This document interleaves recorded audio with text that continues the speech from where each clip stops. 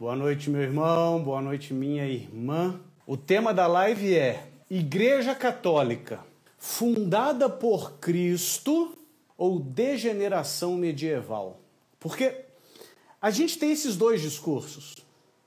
Existe um grupo da cristandade, e quando aqui eu me refiro à cristandade, eu falo da Igreja Católica, eu falo dos irmãos protestantes, eu falo da Igreja Ortodoxa, Oriental, né? Então, quando a gente fala de cristandade, existe um grupo da cristandade que diz que a Igreja Católica foi fundada por Cristo, que a Igreja Católica de hoje é a mesma igreja que Jesus fundou e que atravessou os séculos, e tem 2 milênios. Mas dentro dessa mesma cristandade existem outros grupos, normalmente nossos irmãos protestantes, que têm uma outra teoria, por assim dizer, tem uma outra visão. E a visão é, na verdade, Jesus fundou uma igreja, né, estabeleceu o seu povo, ou renovou Israel, né, fundou o novo Israel. E essa igreja caminhou com fidelidade por uns 200, 300 anos, mas essa igreja se corrompeu ao longo dos séculos, se degenerou, sobretudo na Idade Média, no período medieval, e só foi resgatado a verdadeira essência do que a Bíblia quer para o povo de Deus, a verdadeira essência do que significa o Evangelho no século XVI. Esses dois postulados não podem estar certos ao mesmo tempo. Um tem que estar certo, outro tem que estar errado. Então a gente vai conversar sobre isso. E para conversar com a gente nessa noite, a gente tem assim um especialista de primeira grandeza. É o meu amigo Lucas Lancaster. Meu irmão, que alegria poder ter esse tempo com você. Eu aprendo muito com você, acompanhando as suas redes sociais, suas postagens. E o tema, né, o pessoal já sabe, e muita gente até perguntando se vai ficar salvo, não sei o quê, porque é um tema muito interessante. Igreja Católica, fundada por Cristo ou uma degeneração medieval, uma degeneração a posteriori, né? Vamos lá, Lucas. Eu queria começar lendo para você o trecho de um livro escrito por um pastor presbiteriano. O título do livro é A Razão da Nossa Fé. Tá? O pastor é o Adão Carlos, é um cara muito joia, eu o conheço pessoalmente, e ele é um homem piedoso, um homem muito querido, e é um livro de perguntas e respostas, como se fosse quase que um catecismo, por assim dizer.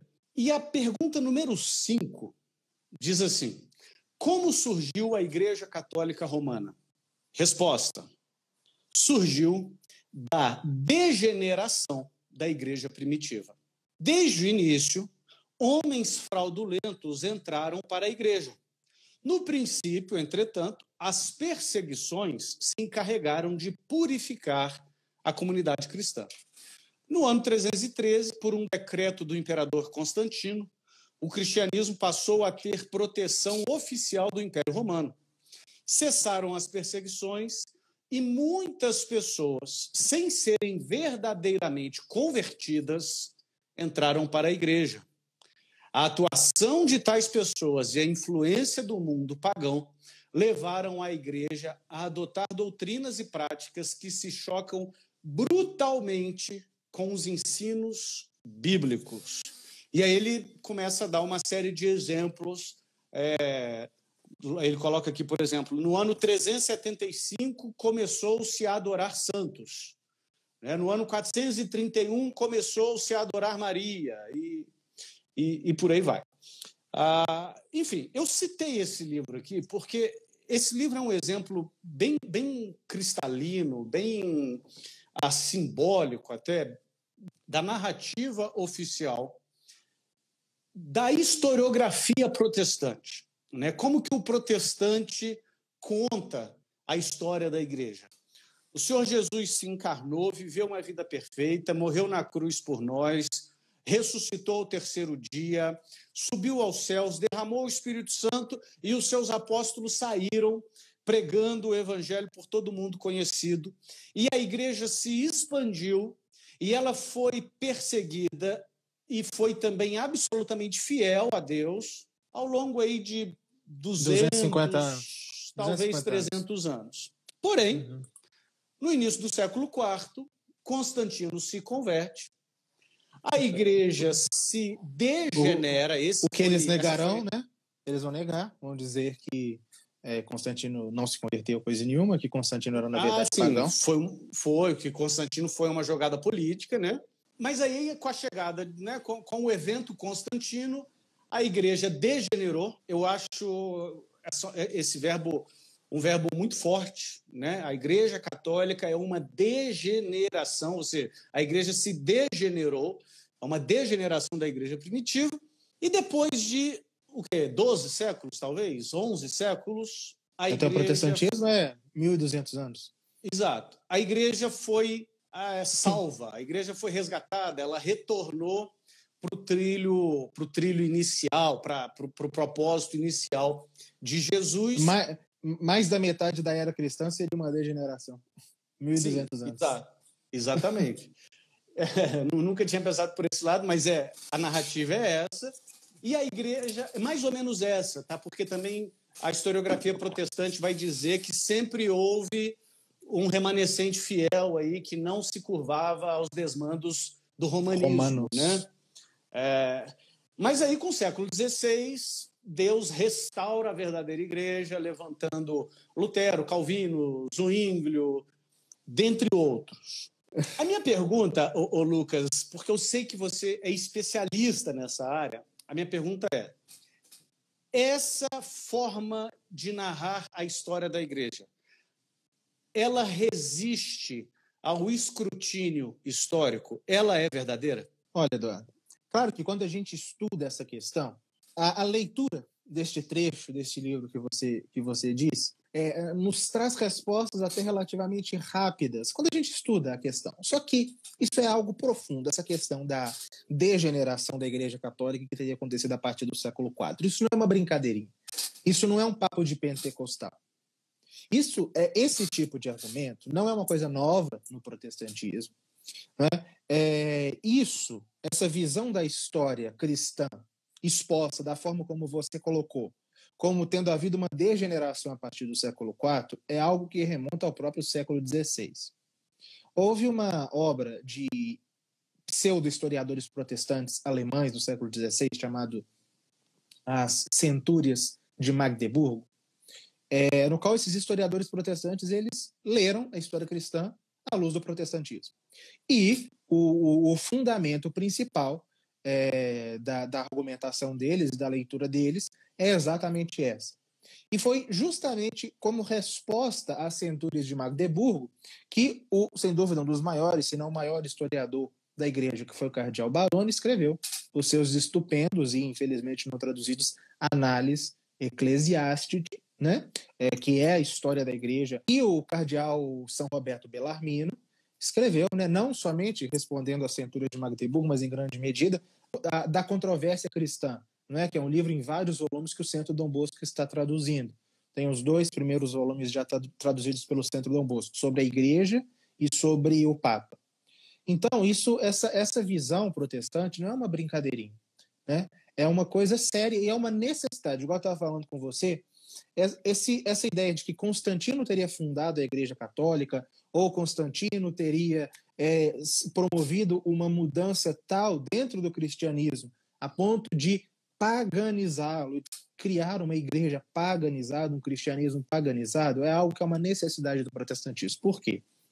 O protestantismo ele surge como uma tentativa ou como uma argumentação, ou argumentando, né, como uma tentativa de restauração da pureza original que, segundo eles, a Igreja Católica teria promovido. Só que seria necessário para eles, para os protestantes, identificarem um momento na história em que isso teria acontecido.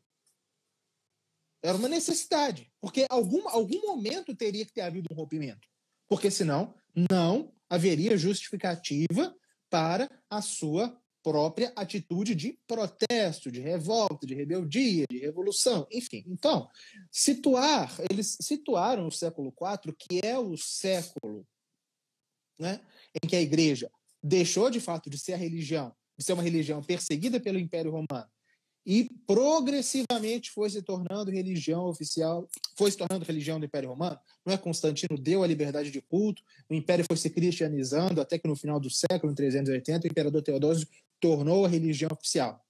O foi Teodósio, né, foi Teodósio. Que tornou.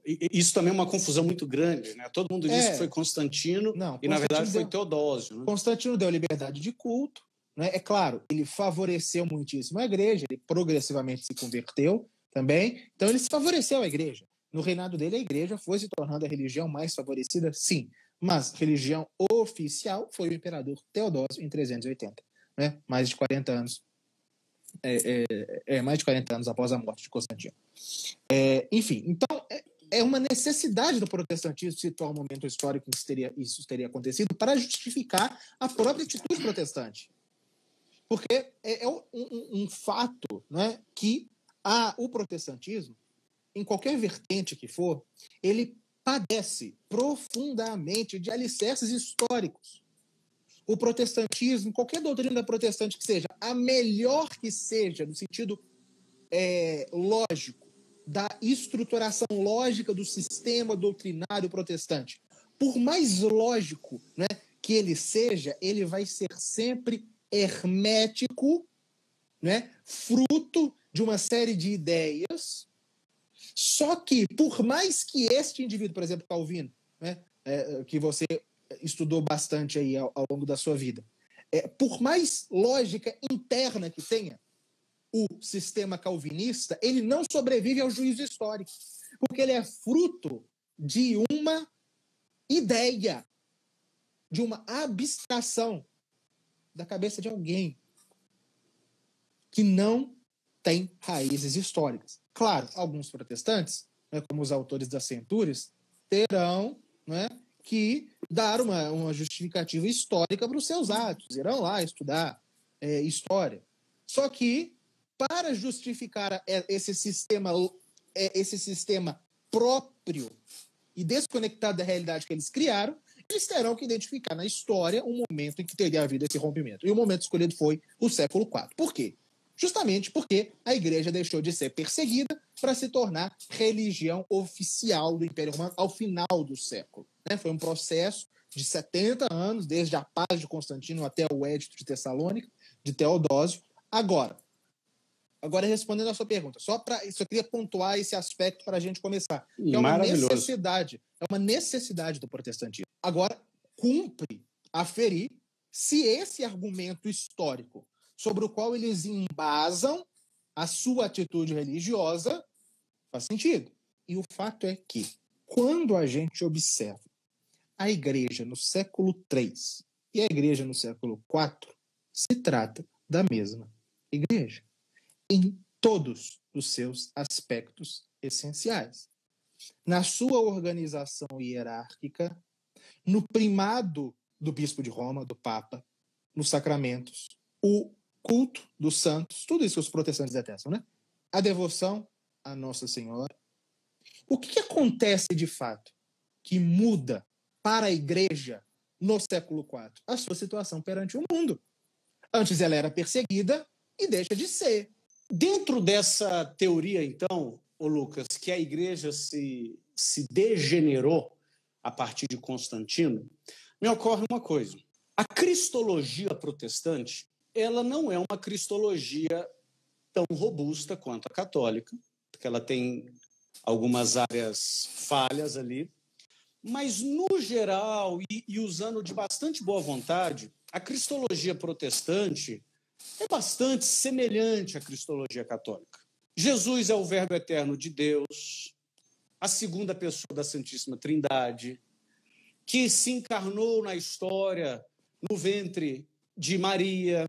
O protestantismo acolhe a união hipostática, né? Existe a pessoa do Filho ali. O protestantismo sabe e defende que Jesus tem duas naturezas, a humana e a divina. Então, assim, a cristologia protestante tem uma certa robustez. É lógico que quando a gente estuda mais a fundo, a gente percebe algumas áreas frágeis. Quando a gente fala que a partir de Constantino a igreja se degringolou, me vem à mente, por exemplo, a crise ariana. Ário, um heresiarca que nasceu em meados do século III e morreu na primeira metade do século IV. Ário negava a divindade de Cristo, ele negava a Santíssima Trindade. E é interessante que Ário era extremamente popular e carismático. Às vezes a gente pensa em Ário como aquele cara malvadão que quer destruir todo mundo. Não, ele tinha uma devoção por Cristo, recusando-se a chamá-lo de Deus, de verbo eterno de Deus, segunda pessoa da Santíssima Trindade, mas o chamava de Salvador. E Ário era absolutamente carismático, de modo que, né, como dizem, ascético, moralmente irrepreensível. Perfeito. Então, assim, alguns dizem, né? Um belo dia a igreja acordou ariana. O que nós temos em 325, Concílio de Nicéia, 381, Concílio de Constantinopla, foram concílios importantíssimos na definição cristológica, sobretudo na definição trinitária. Logo em seguida, no século IV, 431, a gente tem o Concílio de Éfeso, que faz a definição da união hipostática. O meu ponto é, as definições cristológicas que conferem essa robustez à cristologia, que toda a cristandade subscreve, são pós-Constantino. Como que essas duas verdades não, né? Como que esses dois postulados coexistem? A igreja se degringolou depois de Constantino, mas depois de Constantino a igreja degringolada, a igreja degenerada, foi tão fiel em estabelecer as definições cristológicas que emergem a partir de uma elaboração teológica. Bom, esse aí é um tema muito caro para mim. Inclusive, o Alexandre falou corretamente que era Constâncio, filho de Constantino, que ele era ariano mesmo. Outro momento a gente pode conversar sobre isso. Mas o arianismo, a crise ariana, é um tema assim, que eu acho que deve ser estudado, principalmente por causa da situação que a igreja vive hoje, que é muito semelhante. O Concílio de Nicéia foi convocado por Constantino, com a concordância do Papa Silvestre, etc., mas foi convocado por Constantino. Ele abriu o Concílio de Nicéia. Não que ele interferiu, não, igual os ateus vão dizer, que ele decidiu, não. Porque ele não entendia nada do que estava sendo tratado lá. Mas ele deu toda a possibilidade para o concílio acontecer. Deu toda a liberdade para os bispos discutirem, etc., e depois aplicou, enquanto imperador, as decisões do concílio. Ele não interferiu no concílio, mas aplicou, reconheceu e fez daquele concílio, a fé do Concílio de Nicéia, a sua fé. E qual era a palavra que está no credo de Nicéia? Que durante os próximos 50 anos da crise ariana, os arianos se negaram de todo jeito, se negaram a subscrever e tentaram de todas as formas fazer com que a igreja a abandonasse. A palavra consubstancial. O filho é consubstancial, da mesma substância do pai. E qual era o argumento dos arianos? Peraí, deixa eu te fazer uma pergunta. Os protestantes admitem essa palavra consubstancial? Admitem. Admitem, pois bem. Os arianos, qual que era o argumento dos arianos? Essa palavra não está na Bíblia. Esse era um dos argumentos dos arianos, porque eles não criam na divindade de Cristo, falavam, não, a gente tem que procurar palavras que estão na Escritura, porque a Escritura, as expressões da Escritura não eram tão claras no sentido de uma definição dogmática quanto a consubstancialidade. Então, as expressões que a Escritura utiliza para se referir à natureza do Filho seriam, né, segundo os arianos, mais possíveis de serem adaptadas, deturpadas por eles. Eles se negavam a aceitar o consubstancial sob o argumento de que não constava nas Escrituras. Mas a igreja bateu o pé e houve muita luta, houve muito sacrifício. Não é? Houve um momento, né, você citou essa frase aí de São Jerônimo, ano 360, o momento mais crítico da crise, parecia que a igreja, de fato, ia desaparecer, mas ela tinha a promessa de Cristo, ela não desapareceu, mas foi graças ao esforço dos bispos católicos pós-Constantino, que a fé na consubstancialidade do Filho prevaleceu, depois de Constantino. E mais, eles falam muito. Esse é o ponto principal que é necessário trazer. Deixa eu comentar aí. Não perca o que você ia falar. Você falou assim, e mais. Eu te interrompi na hora que você falou e mais. Uhum. É interessante porque o protestantismo, sobretudo, né, o protestantismo clássico, histórico, subscreve a todos os grandes credos da cristandade. Ao credo apostólico, ao credo niceno-constantinopolitano, subscreve mesmo, lógico, ao credo atanasiano, imagina, tá? Subscreve mesmo. Lógico que é a expressão dos 4 primeiros concílios ecumênicos. Não foi escrito por Santo Atanásio. Não foi, mas é a expressão dos 4 primeiros concílios ecumênicos. Uma bela homenagem, né? Uma bela homenagem. Era a fé dele, né? Exato. Mas, assim, é lógico que interpretando algumas coisas de maneira bem peculiar, quando diz, por exemplo, creio na Santa Igreja Católica, o protestantismo vai ter uma outra interpretação sobre esse artigo do credo, mas subscreve aos credos, e o protestantismo crê que o Filho é consubstancial ao Pai. O protestantismo crê que o Filho é eternamente gerado do Pai, que o Espírito é eternamente procedente do Pai e do Filho. Na própria questão da filioque aí, o protestantismo fica com a Igreja Católica, não com a Igreja Católica. Exatamente, fica com a Igreja Católica. E toda essa elaboração teológica, trinitária. Por que eu estou dizendo isso?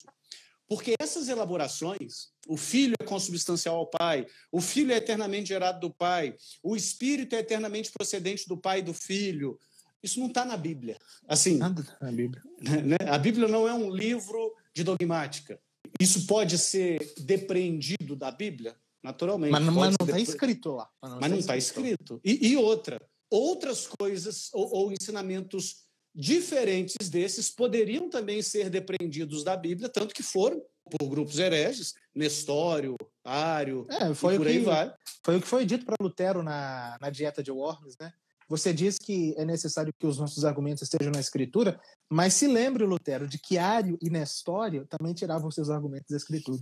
Maravilhoso, maravilhoso. Então, assim, eu queria fazer esse adendo, porque sem uma elaboração teológica de um magistério autorizado e sem aquilo que foi transmitido pelos apóstolos, aquilo que os apóstolos ouviram da boca de Cristo e transmitiram para os seus sucessores, talvez hoje a igreja fosse ariana ou nestoriana.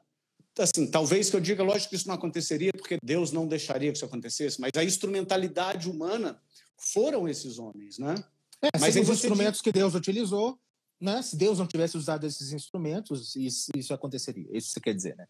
Mas eu te interrompi na hora que você disse assim, e digo mais. Não, porque é a questão, né? A Igreja Católica teria sido corrompida por causa de uma influência do poder imperial romano. Esse é o ponto, né? E uma mistura com o Império Romano e que teria sido paganizada. Ou seja, uma influência pagã imperial a partir de Constantino teria mexido dentro da Igreja Católica. Pois bem, o século IV e na crise ariana é um século de resistência da Igreja Católica a esse tipo de tentativa. Por quê?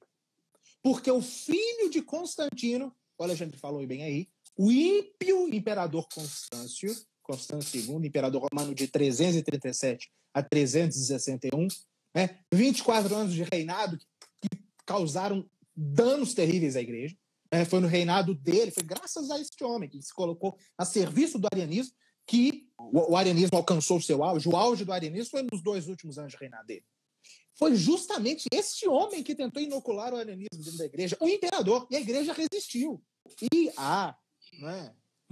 assim, se a gente quiser descer a fundo um pouco dessa questão, essa tentativa de Constâncio de manobrar a igreja, dizem até que no leito de morte ele pediu perdão por ter causado tanta confusão na igreja, mas essa tentativa de Constâncio de mexer na igreja era na doutrina da igreja, era fruto da visão romana pagã que dava ao imperador autoridade religiosa. Ou seja, a igreja resistiu no século IV, o século da degeneração, a maior e a pior das tentativas de paganização, que seria um poder político divinizado decidindo teologia por ela. Ou seja, a grande prova de que isso não aconteceu é o filho de Constantino, que durante 24 anos tentou controlar a igreja. Não é controlar politicamente, não. É convocando o concílio, é aprovando o credo, é dizendo qual seita poderia existir ou não dentro da igreja, é exilando o Santo Atanásio e os católicos, é perseguindo os católicos, é trocando o bispo de lugar, é exilando o Papa. Foi este homem. E ele era herege. A igreja resistiu a ele. Gente, isso é maravilhoso. Isso é maravilhoso. Assim. Ou seja, houve sim uma tentativa de paganização da igreja, no sentido de que o paganismo antigo, por excelência, que era o Estado romano divinizado, tentou enfiar a igreja dentro do seu sistema pagão, mas a igreja resistiu. Resistiu. É igual o Ósio de Córdoba, foi um dos bispos que resistiram no final da vida. Foi um grande homem, tenho certeza que foi salvo, mas com mais de 100 anos, ele, por causa das pressões da prisão, ele acabou assinando um credo dúbio, mas foi o presidente do Concílio de Nicéia, inclusive. Ele desafiou Constâncio, falou: Constâncio, não te é mais permitido agir como sacerdote. Você não é mais como os seus antecessores pagãos. Se você é cristão, ele dizia, né? Ósio falava. É uma expressão belíssima, né? Assim como ele era bispo, né? Assim como não nos é permitido governar os estados, também não te é permitido interferir nos assuntos da igreja. E foi graças a essa resistência ao poder imperial romano que a igreja sobreviveu. Onde está a paganização? É verdade que Santo Ambrósio lacrou a Catedral de Milão para não deixar os arianos entrarem? Sim, sim. É porque teve 2 episódios assim, né? Que Santo Ambrósio fechou a catedral. Um deles foi para isso. Porque o imperador Valentiniano I, ele era católico, mas era mais político do que católico, né? E ele era tolerante com o arianismo e queria que uma basílica de Milão fosse dada para os arianos. Entendi. Certo? Antes de Santo Ambrósio, o antecessor de Santo Ambrósio foi um bispo ariano radical chamado Alcêncio, que era ariano mesmo. A igreja de Milão estava tomada pelo arianismo. Santo Ambrósio era católico, mas o imperador falou: não, uma igreja vai para os arianos, só uma. Mas Santo Ambrósio fechou a igreja para o imperador. Não deixou. Não é? E o povo foi atrás dele e ele falou, e Santo Ambrósio falou: nós estamos aqui prontos para derramar o nosso sangue diante dos soldados. Acabou que não teve nada. E Santo Ambrósio que foi feito bispo súbito, né? Foi, que nem batizado era. Não, beleza. Eu queria contar uma experiência muito pessoal agora, para você, para quem está nos assistindo, porque esse tema me fascina, porque esse tema desempenhou um papel muito importante na minha conversão ao catolicismo, minha chegada ao catolicismo. Se você está me assistindo pela primeira vez, se nunca não sabe nada da minha vida, eu tive uma experiência de conversão a Cristo aos 16 anos de idade, numa igreja evangélica, uma igreja presbiteriana. Desde o iniciozinho da minha juventude, eu quis ser pastor, fui para o seminário, cursei seminário presbiteriano. Em 2009, eu me formei. Em 2010, eu fui ordenado pastor e eu fui pastor presbiteriano durante 10 anos, até 2019. Tá? Até o final de 2019, eu fui pastor presbiteriano. Sempre fui pastor com muita alegria, com muita dedicação. Eu sempre fui muito feliz e grato a Deus por poder servi-lo como pastor.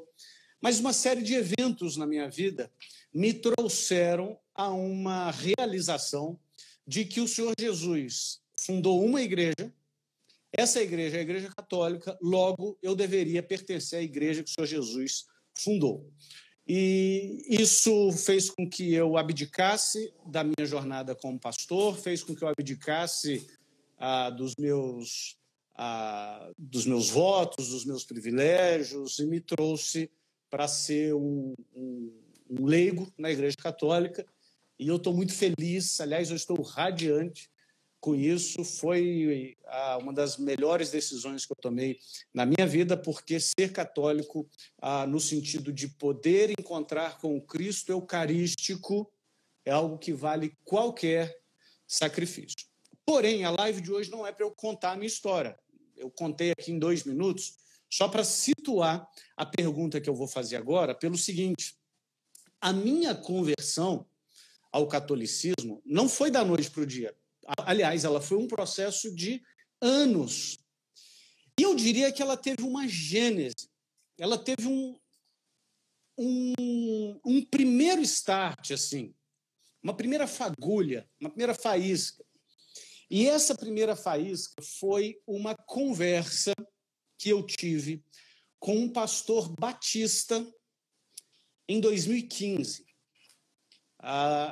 Como que foi essa conversa? Eu era pastor presbiteriano e estava conversando com um pastor batista. Um presbiteriano e um batista sentam para conversar. Qual que é o assunto? Batismo infantil, né? Presbiteriano batiza crianças. Batista não batiza crianças. E a gente começou a discutir sobre o batismo infantil. Então, eu citava argumentos bíblicos de um lado, ele citava argumentos bíblicos de outro lado, até que eu lancei um argumento que, na minha opinião, era um argumento que venceria a discussão. Eu disse para ele o seguinte: pastor, o batismo infantil não é uma invenção romanista, como você quer fazer crer, pois o batismo infantil é observado na prática da igreja cristã desde o século II. Há registros de ano 130 narrando o batismo de crianças. Então, o batismo infantil sempre foi praticado pela igreja cristã. Lembrem-se, queridos, que século II é antes de Constantino. Logo, a igreja estava pura, a igreja estava ok, né? E a resposta que esse pastor me deu tirou meu chão. Foi a primeira faísca que me trouxe onde eu estou aqui agora. Ele respondeu para mim o seguinte: Eduardo, você está correto. Há registros de batismo infantil já no século II. Mas, se você for usar o argumento da ancestralidade da prática para justificar a prática, então você também vai ter que aceitar devoção a Maria, imagens e oração pelos mortos. E eu disse para ele: como é que é? Ele falou: é isso mesmo. Aí ele repetiu a frase: se você for usar o argumento da ancestralidade da prática para justificar a prática, então você vai ter que aceitar também devoção a Maria, imagens e oração pelos mortos. E ele ainda riu e falou assim: e você não aceita essas coisas ou aceita, meu amigo presbiteriano? E eu, gaguejando, disse: não aceito. A minha pergunta, Lucas, para você é a seguinte: o que esse pastor me disse em 2015, em agosto de 2015, faz sentido? Ele está correto? Bom, se essas três coisas existiam... Exato. Sim, né? Bom, a mais antiga oração à Nossa Senhora encontrada, né? Oração, né? Foi encontrada no Egito e data da virada do século II para o século III. Existe na catacumba de Santa Priscila, em Roma, a mais antiga representação conhecida de Nossa Senhora, que é Nossa Senhora com o menino Jesus no colo.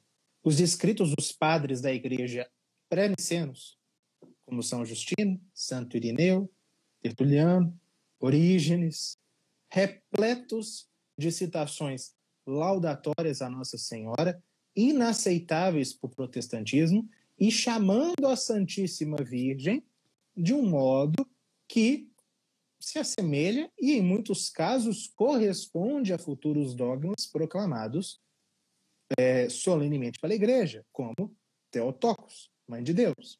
A devoção aos santos é uma coisa que é possível perceber ainda antes das mais antigas, dos mais antigos registros da devoção à Nossa Senhora. O culto dos mártires, sobretudo das suas relíquias, é encontrado nos mais antigos atas dos martírios, né? Quando os mártires eram mortos, os fiéis normalmente redigiam uma narrativa do martírio. E a morte daquele santo, a forma como aquele santo morreu, as palavras que ele pronunciou diante do julgamento, seriam posteriormente utilizadas na liturgia, na missa, né, lidas, como exemplo de vida de santo. E existe, por exemplo, pegar um antigo, né, a ata do martírio de São Policarpo em 155, menciona o fato de que depois que São Policarpo foi morto, foi queimado, eles pegaram os ossos dele, depositaram em um local para que no aniversário do martírio fossem rezar sobre aquelas relíquias. A história eclesiástica de Eusébio de Cesareia está repleta de menções a aparições de santos. Aparições de santos. Como Santa, se não me engano, foi Santa Potamiana que apareceu para São Basilíades durante a perseguição de Sétimo Severo em Alexandria, em cerca de 205. E ele não estava... Eusébio viveu na época de Constantino, ele estava reproduzindo documentos, ele estava copiando atas anteriores. A gente encontra lá na catacumba de São Sebastião, em Roma, os seguintes dizeres: Pedro e Paulo, orai por Vítor. Magnífico, magnífico, magnífico. Bom que você disse isso, porque foi isso que me despertou a pesquisar patrística, patrologia e me trouxe onde eu estou aqui hoje. Nós vamos passar agora, então, assim, ok, eu acho que já está claro para quem está nos assistindo. O professor Lucas já deixou claro que essa história, a Igreja Católica é uma degeneração da Igreja primitiva, que essa história não cola, que essa história não subsiste, não resiste ao menor escrutínio histórico. E aí, diante disso, Lucas, tem surgido uma outra teoria. Eu desconhecia. Eu fiquei até muito... Eu não sabia que os protestantes estão recorrendo a essa teoria.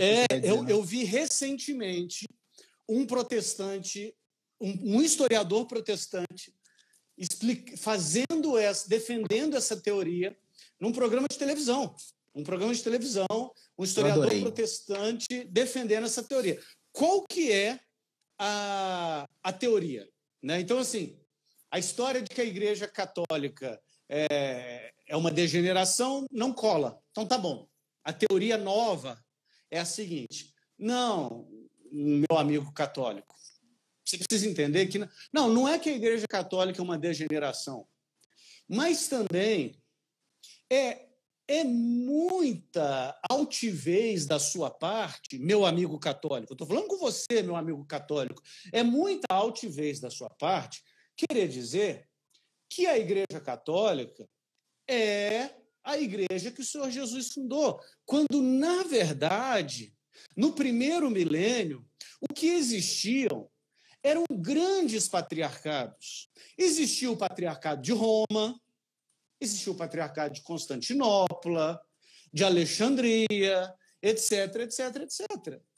E o que a gente tem é simplesmente o seguinte: hoje, o patriarcado de Roma assumiu uma proeminência no mundo como nós o conhecemos, por causa da história da Europa. Mas dizer que o patriarcado de Roma é a igreja que o Senhor Jesus fundou é um salto epistemológico, é um salto histórico muito grande, meu amigo católico. Então, não é que a sua igreja está errada, totalmente errada, não. Mas também, calma lá, vamos devagar. Existe aí também, né, o patriarcado de Alexandria, de Constantinopla, disso, daquilo, e o de Roma, que era um deles.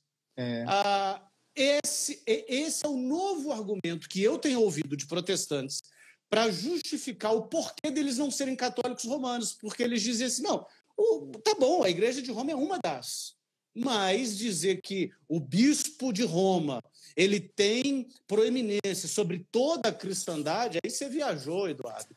E aí, Lucas, eu gostaria de ouvir as suas ponderações a esse respeito, lembrando, é a nova narrativa protestante. Eu gostei. Eu adorei, na verdade. Não, é sério, adorei. É uma concessão tão perigosa. E quando eles assumem isso, eles dão um tiro do pé, que eles não têm a menor ideia. Por quê? Veja, com isso, eles estão assumindo uma coisa que é mortal para o protestantismo. Por quê? Quando eles dizem que Constantino fundou a Igreja Católica, o papado tá no balaio, né? Mas vem santo, vem Maria, vem isso, vem aquilo, vem o papado. Mas, quando eles abrem mão desse argumento e vão atacar apenas o papado, e o resto que todos os patriarcados aceitam também. Porque todos os patriarcados veneram Nossa Senhora, inclusive a devoção à Nossa Senhora no Oriente Bizantino era muito mais forte do que no Ocidente Romano. Se manifestava de uma forma muito mais enfática. O culto de imagem era tão grande no Oriente que, muitas vezes, ultrapassava as raias do admissível, a ponto de ter gerado até uma heresia, que é o iconoclasmo. Tudo bem, não justifica. Mas o culto de imagens no Oriente era muito mais destacado do que no Ocidente. Então, a primeira coisa que eu gostaria de pontuar é essa questão.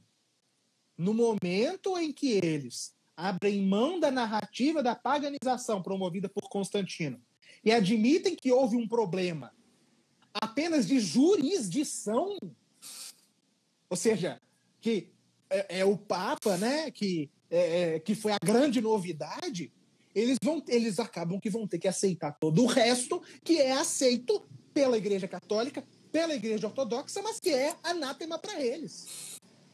7 sacramentos, oração pelos fiéis defuntos, o culto à Nossa Senhora, a sucessão apostólica, o sacerdócio, a presença real de Cristo na Eucaristia, e como você diz, todo o resto, né? Tudo.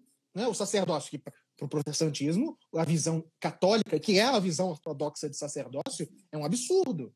Né? Um dos grandes ataques de Lutero e do protestantismo é contra a ideia de sacerdócio. É a ideia de...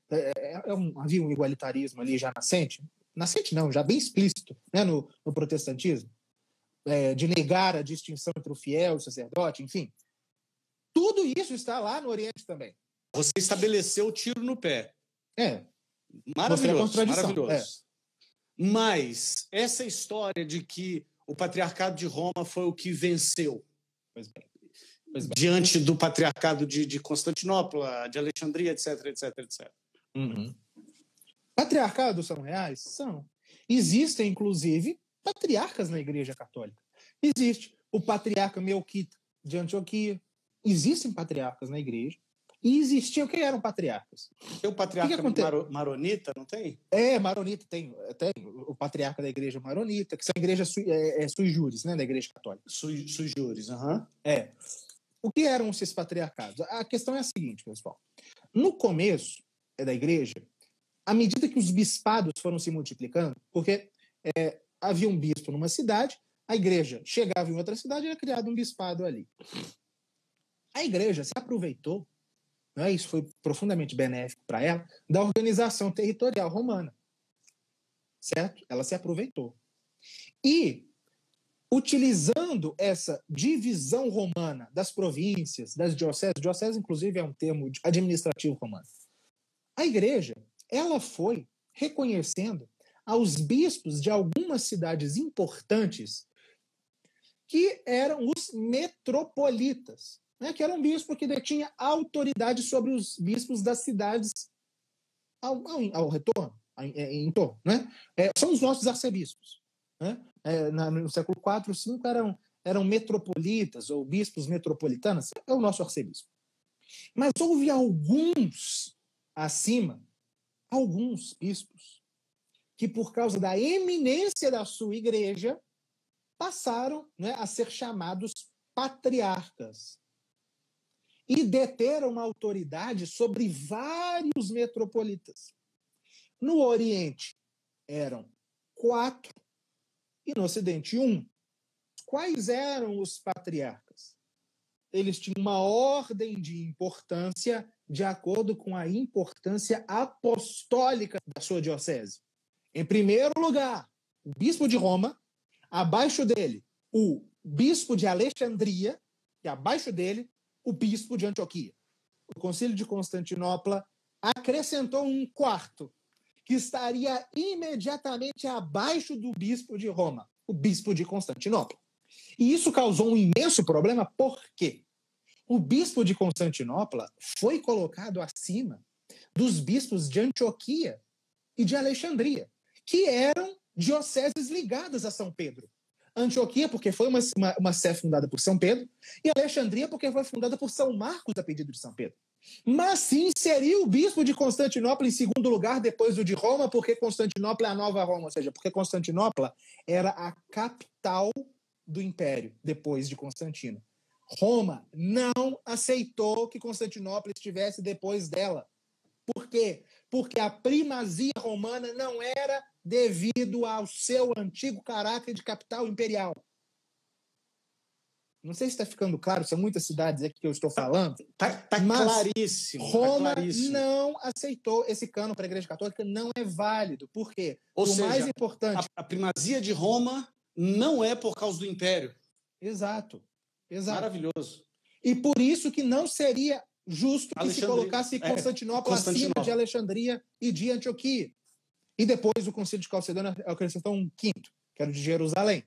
Então, havia os patriarcados? Sim, havia. Só que o patriarca de Roma, o bispo de Roma, o papa é papai em latim, né? Por que ele teria assumido essa proeminência? Teria sido uma coisa também posterior a Constantino? Primeiro fato, Constantino não gostava de Roma. Ele mudou a capital para longe de Roma, para Constantinopla, e porque ele mesmo tinha problemas com Roma, problemas pessoais com Roma.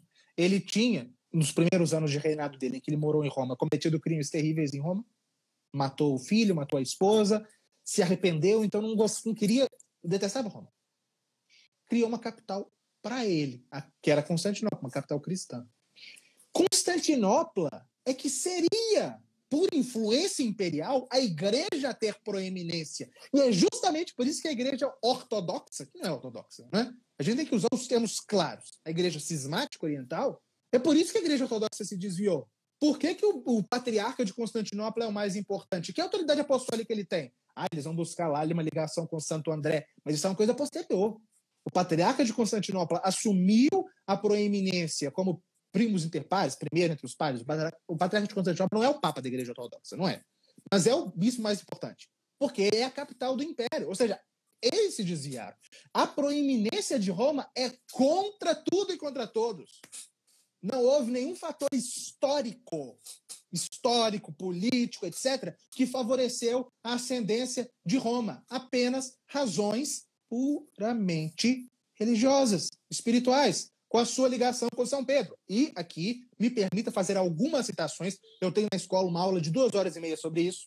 Não, por favor. Sobre o primado de Roma antes do Concílio de Nicéia, antes de Constantino, de citações de padres da igreja. Né? Mas antes de você citar, eu quero fazer uma citação aqui.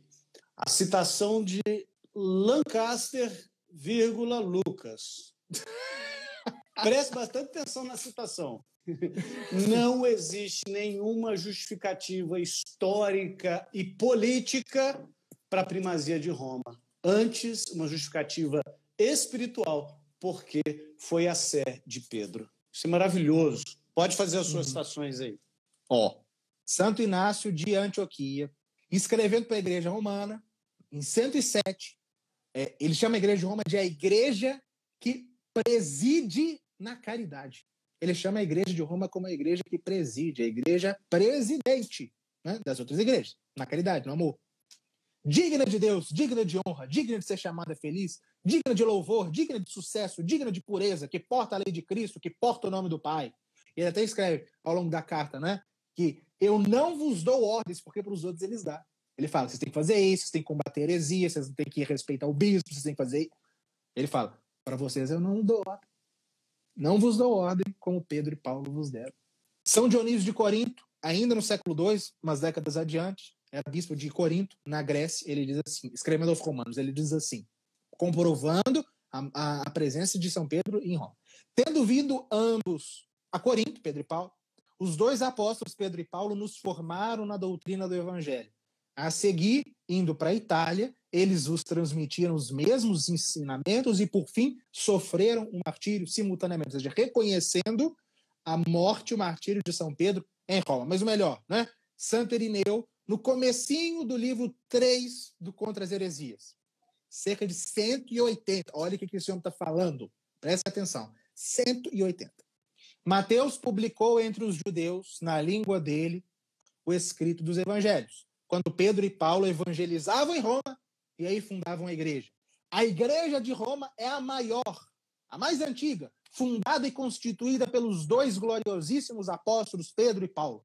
Com efeito, deve necessariamente estar de acordo com ela, por causa de sua origem mais excelente, toda a igreja, ou seja, toda a igreja deve estar de acordo com a igreja de Roma. Isto é, os fiéis de todos os lugares, porque nela sempre foi conservada, de maneira especial, a tradição que deriva dos apóstolos. Aí ele lista a mais antiga lista dos papas que existe, que é dele, né? Ele fala: os bem-aventurados apóstolos que fundaram e edificaram a igreja transmitiram o governo episcopal a Lino. Né? Lino teve sucessor Anacleto, Clemente, Evaristo, Alexandre, Sisto, eles vai listando os papas até a época dele. Né? Tertuliano escreveu: a igreja foi construída sobre Pedro. A igreja dos romanos demonstra, por instrumentos públicos e provas, que Clemente, quarto papa, foi ordenado por Pedro. Feliz igreja, na qual os apóstolos verteram seu sangue por sua doutrina integral, onde a paixão de Pedro se fez como a paixão do Senhor. Orígenes. Pedro, ao ser martirizado em Roma, pediu e obteve que fosse crucificado de cabeça para baixo. A igreja bem-aventurada, a romana, na qual os apóstolos derramaram todo o seu ensinamento, além do seu próprio sangue. São Cipriano, no século III, escrevia: sobre um só foi construída a igreja, Pedro. A cátedra de Roma é a cátedra de Pedro, a igreja principal, de onde se origina a unidade sacerdotal. Eusébio de Cesareia. Pedro, de nacionalidade galileia, o primeiro pontífice dos cristãos, se dirigiu a Roma, onde, pregando o evangelho, continuou 25 anos bispo da mesma cidade. Eusébio de Cesareia, o primeiro historiador da igreja, alguém citou aí a história eclesiástica dele, o primeiro bispo de Roma, Pedro. São Doroteu de Tiro. Lino foi bispo de Roma após seu primeiro bispo. Guia, Pedro. Santo Octávio de Mileve. Não podeis negar que sabeis que na cidade de Roma a cadeira episcopal foi primeiro investida por Pedro e que Pedro, cabeça dos apóstolos, a ocupou, ou seja, Pedro ocupou a cátedra de Roma. São Pedro Crisólogo. No interesse da paz e da fé, não podemos discutir sobre questões relativas à fé sem o consentimento do bispo de Roma, etc. Eu poderia dar aqui vários outros. Ou seja, o fundamento da autoridade pontifícia é a tradição da igreja. Não tem nada, nenhuma razão política, nenhuma. Eu tô maravilhado, Lucas. Algumas dessas citações eu já conhecia, outras não, mas ao mesmo tempo que eu estou maravilhado, dá uma certa indignação, sabe? Porque durante toda a minha formação eu aprendi tanto na escola secular, no ensino fundamental e médio, quanto na formação de história eclesiástica que eu tive, que não há nenhuma indicação histórica que aponte para o papado, que aponte para a proeminência do bispo de Roma. E a questão é a seguinte: não há pouca, né? Não há pouca. É muito claro, gente. Eu citei aqui bispos da Gália, da França atual, da Itália, da Grécia, do Egito, do norte da África, da Ásia Menor, da Palestina. Do século II, III, IV. Exato. Meus irmãos, o objetivo dessa live é fortalecer a sua fé. Eu vou dizer uma frase que eu tenho dito com frequência, e essa frase desperta dois tipos de reações. Nos protestantes, essa frase desperta a seguinte reação: ah, o Eduardo enlouqueceu, o Eduardo está viajando na maionese. E nos católicos, desperta a seguinte reação: é mesmo? Nossa, eu nunca imaginei que fosse isso. Obrigado, Eduardo. Mas a frase é absolutamente simples. A Igreja Católica de hoje é a mesma igreja que o Senhor Jesus fundou. É a mesma igreja. É a mesma igreja. Tá? Eu quero te fazer a penúltima aqui, ou a antepenúltima pergunta, Lucas, que é a seguinte. Vamos fazer um salto histórico. Final do século XV, início do século XVI. A Igreja Católica precisava de uma reforma? A Igreja Católica passava por uma crise semelhante à que passou no século X. Degeneração moral, decadência na vida do clero, práticas escandalosas por alguns papas. E que tipo de reforma isso exige? A reforma da santidade, que foi o que aconteceu no século XI, que fez germinar, né, a cristandade medieval. No século X houve uma crise moral, não era uma crise doutrinária, não tinha heresia, não nada disso.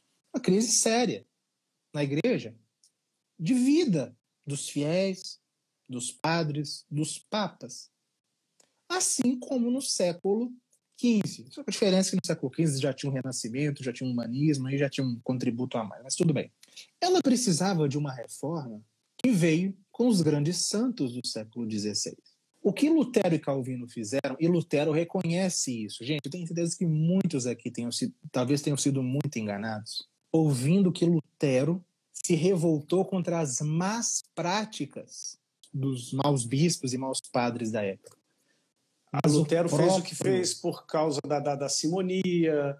Exato. Por causa da venda de indulgências. Da venda de indulgências, da imoralidade sexual, gente, entre o clero. Dos papas, os maus papas da época, etc.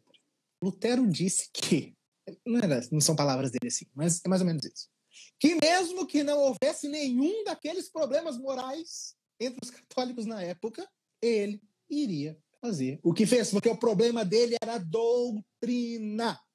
Ele protestou, não foi contra a má vida dos padres, é porque ele tinha má vida. Porque ele que não conseguia viver a castidade, era ele que queria arrumar a mulher. Ele que passou os últimos anos da vida dele embriagado, afundado na gula, no vinho, na luxúria. Se não se suicidou, morreu, né? Depois de se empanturrar no jantar. Ele. Mas ele não era hipócrita. Nunca foi. Lutero não era hipócrita. Ele nunca disse que estava protestando contra aquilo. Ele estava atacando a doutrina da Igreja Católica. Nem venda de indulgência. Lutero atacava as indulgências. E não o que ele achava que era venda de indulgência. Lutero atacava a indulgência. Lutero negava as indulgências, negava o papado, negava o sacerdócio, blasfemou contra Nossa Senhora, blasfemou contra Cristo, blasfemou contra o Papa, blasfemou contra os sacramentos. Falava, não é, que a maior invenção do demônio era a missa. A Eucaristia é a pura idolatria e impiedade.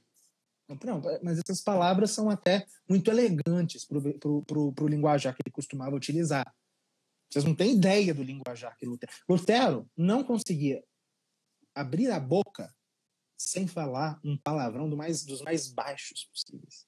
Insultava tudo o que há de mais sagrado do Lutero.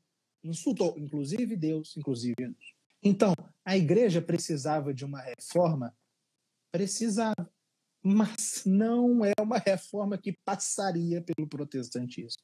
É a reforma que passou pelo Concílio de Trento, pela reforma da Cúria Romana, pela reforma do sacerdócio, pela reforma da vida religiosa, pela pregação, pela fundação da Companhia de Jesus, pela reforma do Carmelo por São João da Cruz e Santa Teresa, pela reforma da vida do alto clero, como a que fez São Francisco de Sales e São Carlos Borromeu, pela pregação junto aos fiéis, né, como fez São Filipe Neri. É essa a reforma que era precisa, e foi justamente por isso que, no século XVII, depois, né, do triunfo da igreja, da reforma tridentina, a igreja brilhava em santidade.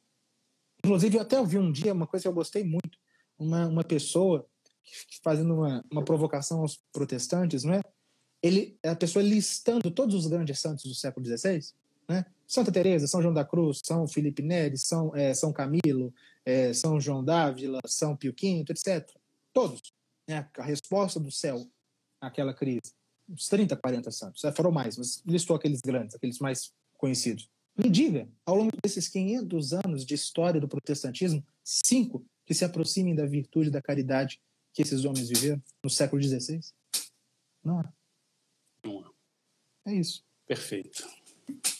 Muito obrigado, Lucas. E eu tenho uma última pergunta, mas não é nenhuma pergunta, né? É um exercício de futurologia. Tá? Você é historiador, mas eu quero te desafiar agora a ser um futurólogo. Olhar para frente, em vez da gente só olhar para trás. Eu ouço com frequência o seguinte argumento: por que Deus permite que o protestantismo dure tantos séculos? Já são 5 séculos. Porém, quando eu olho para a história da igreja e para a história das heresias e cismas... E a heresia, e qualquer mal, né, na história da humanidade. Né, eu acho que 5 séculos é até pouco. Por exemplo, quando a gente pensa nos donatistas, que tanta dor de cabeça deram para Agostinho. Os donatistas, e é interessante porque os donatistas eles têm um quê de protestante, sabe? Tipo assim, vocês se corromperam, a Igreja Católica, né? A Igreja Católica mas é uma questão mais moral, né? A questão moral. Sim. Né? Exato. Mas de algum modo é. Só que assim... tem algo de gnóstico no protestantismo também. Outra hora a gente pode conversar sobre isso. Podemos fazer uma live sobre isso. O donatismo surgiu no século IV e só foi plenamente extinguido no século VII. Ou seja, quem nasceu no século V e morreu no século V achou que o donatismo veio para ficar. Uhum. O próprio nestorianismo, quando o Nestório foi condenado em Éfeso... A igreja nestoriana existe até hoje. Então, assim, quando a gente pensa no nestorianismo, o nestorianismo até hoje tem igreja nestoriana, mas ele sobreviveu com vigor por uns, 7 séculos. Talvez quem vivesse lá no século X achou que o nestorianismo veio para ficar. A minha pergunta para você é: você acha que, historicamente, o protestantismo também vai se enfraquecer a ponto de, talvez, daqui uns 200, 300 anos, algum historiador vai olhar para trás e dizer: o protestantismo não é mais uma questão relevante? Olha, diferente de todas as heresias anteriores, porque, veja, você citou o nestorianismo, o donatismo, o monofisismo, o arianismo, todas elas. Elas tinham uma visão de igreja igual à visão católica de igreja. Na medida em que o protestantismo ele rompe com a visão católica de igreja, ele abre espaço para uma série de outras, para 1000 possibilidades de uma fragmentação que se afaste cada vez mais do que é próprio do cristianismo. Como assim? Como católicos, somente por uma analogia, a gente pode chamar os protestantes de cristãos. Por exemplo, nos primeiros séculos, os hereges não eram chamados de cristãos. Por quê? Se a gente pensar bem, cristão é aquele que crê em Cristo, mas crê no Cristo todo, no Cristo total. E Cristo tem um corpo, é a igreja. O protestantismo, por causa da sua ausência de continuação da visão católica de igreja, ele tende à pulverização, ele tende ao infinito, né, as seitas protestantes, de modo que as seitas que vão surgindo estão cada vez mais afastadas do cristianismo verdadeiro, de modo que são outras religiões. Então, quando a gente pega algumas igrejas que já tem aí, e os resquícios de cristianismo ali são cada vez menores. Então, eu penso que o protestantismo, ele tende a assumir, com as várias igrejas que vão surgindo, o caráter de religião autônoma, de uma nova religião. Então, eu não acho que há possibilidade do protestantismo desaparecer justamente por isso. Pela falta de unidade que há, diferentemente do que havia entre os nestorianos, os monofisistas, que criam uma igreja institucionalizada, tanto é que queriam parasitar a igreja católica. O protestantismo não, ele vai se multiplicando, se multiplicando, se multiplicando. As igrejas, tanto é que as igrejas mais tradicionais, elas tendem a desaparecer. É ou não é? O que cresce? Tem alguém falando. São as igrejas pentecostais, são as mais afastadas, são Perfeito. As mais... o desdobramento mais... Ou seja, O protestantismo ele vai desaparecendo à medida que ele vai se desdobrando. Aqueles que conservaram ainda alguma coisa da Igreja Católica, elementos de santificação e verdade, né, que existem nesses ramos mais eu não históricos. sei se há elementos de santificação, mas há elementos católicos ali, né? Elementos de santificação, a Sagrada Escritura, pelo menos parte dela, o batismo, né? A questão é que eles vão perdendo, as igrejas mais tradicionais vão desaparecendo. Perfeito. E essas novas igrejas vão surgindo cada vez mais loucas, cada vez mais afastadas do cristianismo verdadeiro, da Igreja Católica, de modo que acontece isso que você disse, só que à medida que o protestantismo vai se desdobrando em novas seitas, que vão se afastando cada vez mais do autêntico cristianismo, que é o catolicismo. Então eu penso que é isso. Perfeito. Eu não acho que o protestantismo ele vai desaparecer, não sei, assim, historicamente, né? Bom. Perfeito. Eu estou muito feliz que eu te fiz essa pergunta, porque você trouxe uma outra análise. Muito bom. Lucas, foi uma live que surgiu de uma maneira tão espontânea, mas eu diria que foi talvez uma das melhores lives das quais eu participei. Oh, que bom. Certamente porque eu falei menos. Não, mas as suas colocações foram boas. O nosso Deus é aquele que prometeu: as portas do inferno não prevalecerão sobre a minha igreja. Se você crer que a igreja se degenerou logo no início, você crê que após a morte do último apóstolo, a igreja que Jesus fundou não durou 2 gerações. E eu não posso crer nisso. Eu preciso crer que a promessa de Jesus de estar presente, de guiar, de proteger, de sustentar a sua santa igreja, que não só é a igreja de Jesus, não só é a noiva do Cordeiro, mas é o Cristo na história. A igreja é o Cristo na história. São Leomagno dizia que os sacramentos é aquilo que é visível de Cristo. Passou a igreja por meio dos sacramentos. Essa igreja permanece em meio a todas as tempestades, vitoriosa, com uma única mensagem: Deus se tornou homem para pegar homens e o tornarem participantes da natureza divina.